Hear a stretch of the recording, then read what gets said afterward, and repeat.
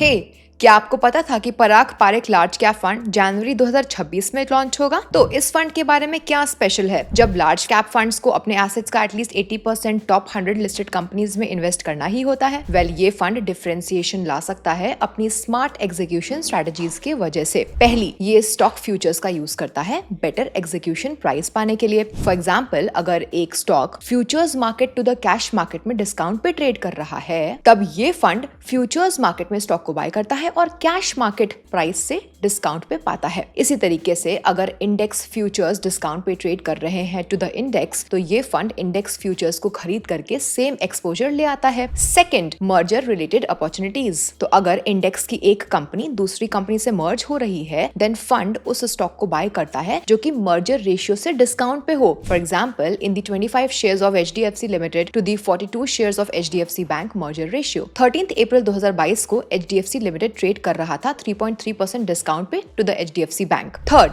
Smart rebalancing of the fund. So stock market indices अपनी rebalancing of stocks को advance में announce कर देते हैं। हालांकि इंडेक्स फंड्स सिर्फ रीबैलेंसिंग डेट पर ही ट्रांजैक्ट कर सकते हैं, जिसकी वजह से स्टॉक्स में बहुत ज्यादा इनफ्लोज हो सकता है जो कि ऐड हो जाता है, और ह्यूज आउटफ्लो जो होता है स्टॉक में वो इंडाइसेस में से रिमूव हो जाता है। इसलिए फंड इन अपॉर्चुनिटीज को इस्तेमाल कर सकते हैं to buy the stock at lower prices. Now Parag Parekh large cap fund Nifty 100 पे फोकस करता है, जो कि निफ्टी 50 के कंपैरिजन में ब्रॉडर एक्सपोजर देता है। ऑल्सो इस फंड के सिमिलर एक्सपेंस रेशियो हो सकते हैं टू निफ्टी 100 इंडेक्स फंड्स बिना एंट्री और एग्जिट लोड्स के। नोट करें कि Parag Parekh large cap fund offer करता है ग्रोथ प्लान, IDCW, रेगुलर और डायरेक्ट प्लान। नोट करें कि ये फंड में इन्वेस्ट करने की कोई रिकमेंडेशन या फिर एडवाइस नहीं है।